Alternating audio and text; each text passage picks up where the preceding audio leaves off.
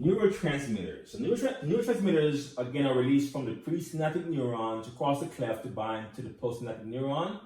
So the effects of the neurotransmitters depends on really the nature of the receptor over here. So the receptor is what will determine the effect of the NT. Okay, so the receptor or the ligand-gated channel determines the effect. So the effects are determined by the ligand-gated channel or the receptor that it binds to. And if it binds to a certain channel that will let in, say, sodium, then it will be an excitatory thing. If it binds to a gate that lets out potassium, it will be an inhibitory effect. So again, the receptor, the nature of the receptor determines the effect, not what the chemical is per se. So, for example, we're going to go over a few of these chemicals and just give you a general feel for what they're used for. So we have acetylcholine, ACH. This chemical, this neurotransmitter, is a part of the ANS, the autonomic nervous system. It's involved in neuromuscular junctions where it excites your skeletal muscles. Then you have your, it also can have an effect on an inhibitory effect on your cardiac muscles. Okay, so that's your ACH. Then you have glutamate. Glutamate is the most common excitatory, meaning when it's released, it tends to cause the next neuron to fire an action potential. It excites it towards fire. So most common excitatory in the brain synapses. So synapses in the brain that involve glutamate tend to be excitatory. We also have another NT, aspartate. This one is like glutamate. It's also a common plus sign to mean excitatory. Common excitatory NT in the spinal cord. Here is excitatory in the brain. And then you have glycine. Glycine tends to be inhibitory. Inhibitory in spinal cord synapses.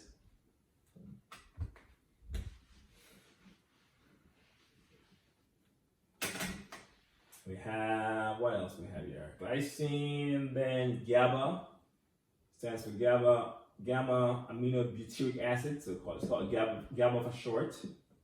This one tends to be inhibitory in brain synapses, the most common inhibitory chemical in the brain. Then you have norepinephrine.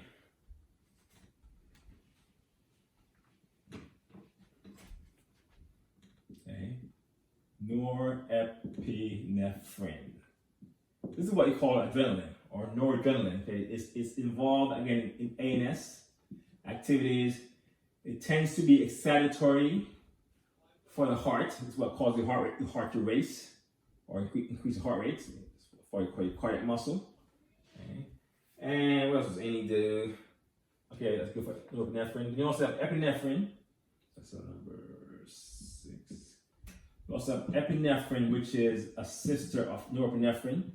This one is released by the adrenal gland. Okay, and it's similarly is active to make the heart go faster, increase your heart rate. You have your dopamine. Dopamine can be a mood enhancer, also movement chemical. When it goes bad, you can have movement disabilities, movement inabilities even. So then you have movement, mood. It's also involved in addiction. 9. We have what else we have? 9. You can do serotonin. That's also a mood enhancer. You know, there was a drug back in the early, probably 10 years ago, Prozac, probably still used a lot. Prozac is a medication that allows for serotonin to hang around longer in the synaptic cleft. So its effects can be prolonged, okay, to lift your mood. You have substance P.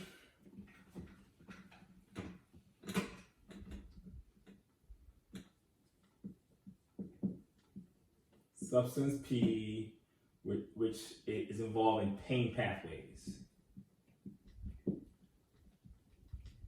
You have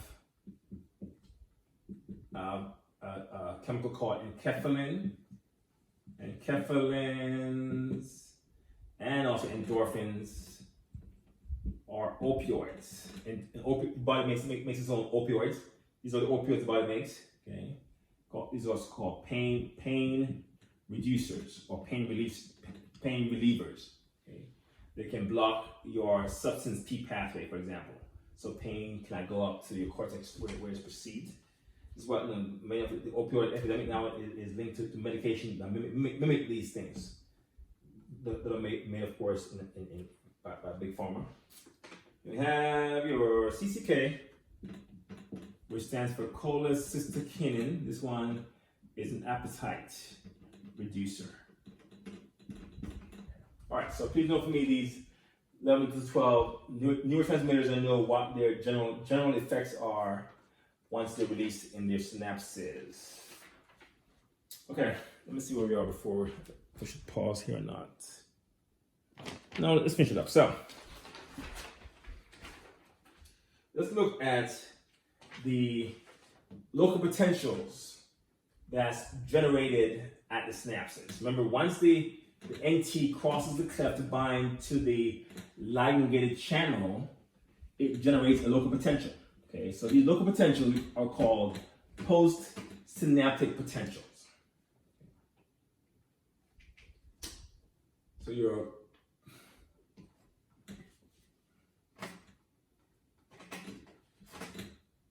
postsynaptic potentials are the local potentials at synapses generated in the postsynaptic neuron.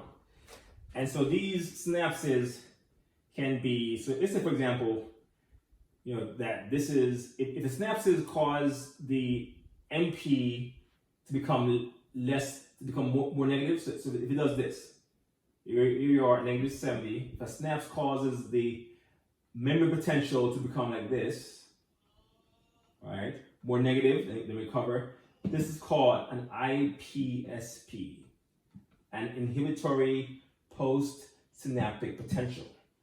If it causes it, for example, so this is what GABA causes. GABA and glycine, those NTs trigger IPSPs. And then if it does this, go up towards threshold, then we call these EPSPs, excitatory postsynaptic potentials. This is what glutamate does. Glutamate, aspartate, they tend to let ions, positive charged ions, across the cell membrane into the cell to bring the MP towards threshold. So you can have IPSPs or EPSPs as the two types of local potentials that occur at your synapses. Now, one neuron can receive many synapses. If a neuron has 1,000 dendrites, it can get 1,000 inputs. You can have this neuron coming in, there, synapse in there, synapse in there, okay? And these synapses can be different. This one could maybe an IPSP generator. This could be a EPSP, IPSP, IPSP. And so, depending on which ones are on, the cell may be inhibited overall or excited. So, the way that the cell decides how to respond to multiple inputs, or even one input, is what we call summation. So, summation, you know, just as the name states, It's really a way of adding up, adding up or adding inputs from synapses. Okay, and it can be done two ways, either over time or over space. Here we go. So here's one way called temporal summation. So in this one, you have neuron A snaps in with neuron B. Okay, and so here is neuron B at rest, and here A hits it. If A hits it once, it may go up a little bit, but it won't fire. Okay. If A hits it again and hits it quickly again, then it may piggyback, and then come back down. But if A hits it like bam, bam, bam, very quickly, and before it can recover, it may hit it 5 times in a millisecond or in a second, then it piggybacks, and then it fires an action potential. Okay, so A by itself is not enough to bring it to threshold, which is right here is threshold. But if A hits it often enough before it can return back to baseline, it can just piggyback to pass threshold. So that's called an adding over time. Time meaning faster. So in temporal summation, it's a single neuron repeatedly stimulates until threshold is reached. Okay, that's temporal summation. In another summation,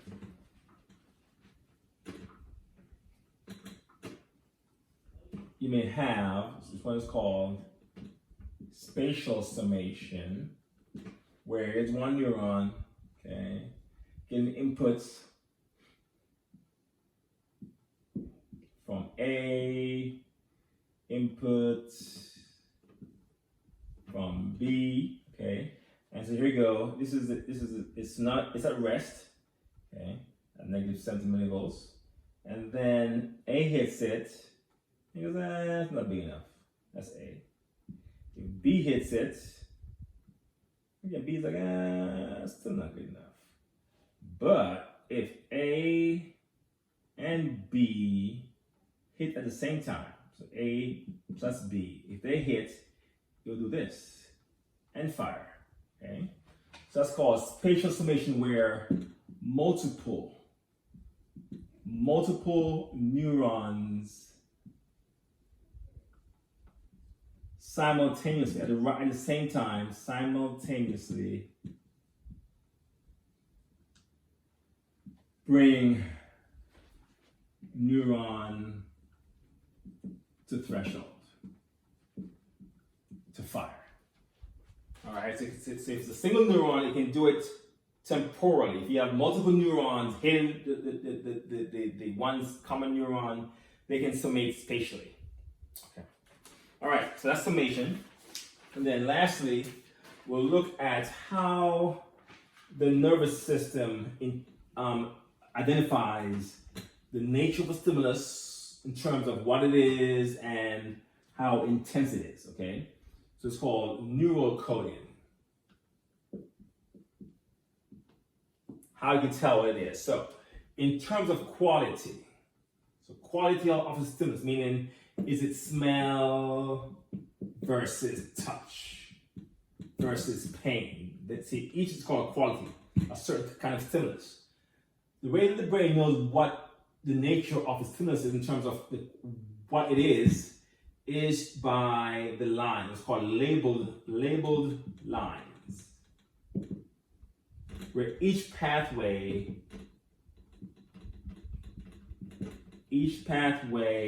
has its own path, or each modality, each type of stimulus has its own pathway. So each stimulus